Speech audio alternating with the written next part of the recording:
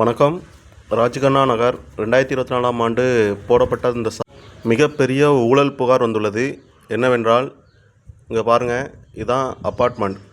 இந்த அப்பார்ட்மெண்ட்டு உரிமையாளர் இருப்பாங்களா, அந்த உரிமையாளர்கிட்ட நீங்கள் பாதி காசு தந்தால் தான் நாங்கள் ரோடு போடுவோம் அப்படின்னு சொல்லி அடாவடியாக வாங்கியிருக்காங்க. இந்த ரோடை பாருங்கள், 6 அடி அகலம் 80 அடி நீளம்தான். இந்த ரோடு 6 அடி அகலம் 80 அடி நீளம்தான். இதுக்கான செலவு வந்து 1,28,000. இந்த 80 அடி நீளம் இந்த ரோடு வந்து 1,28,000. அந்த சாலையும் தரம் இல்லாமல் போட்டிருக்காங்க. பாருங்கள் எப்படி குண்டும் குழியுமாக கிடக்கு.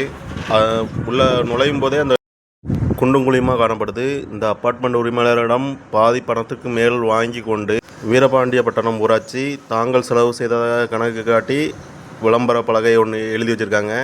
இது ஆளும் விஜய் தமிழக வெற்றி கழகம் அவர்களுக்கு இந்த தகவலை தெரியப்படுத்துகிறோம்.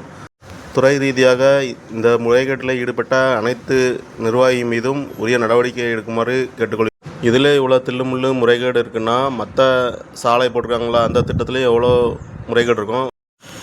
பிடிஓ மற்றும் கிளார்க்கு மற்றும் அதை சார்ந்த நிர்வாகிகளை தீர விசாரித்து ஊழல் புகாரை விசாரித்து நடவடிக்கை எடுக்குமாறு தமிழக வெற்றி கழகத்தை தாழ்மையுடன் கேட்டுக்கொள்கிறோம். திருச்செந்தூர் ராஜ்கண்ணா நகரிலிருந்து இந்த செய்தியை உங்களுக்கு தெரியப்படுத்துகிறோம். நன்றி.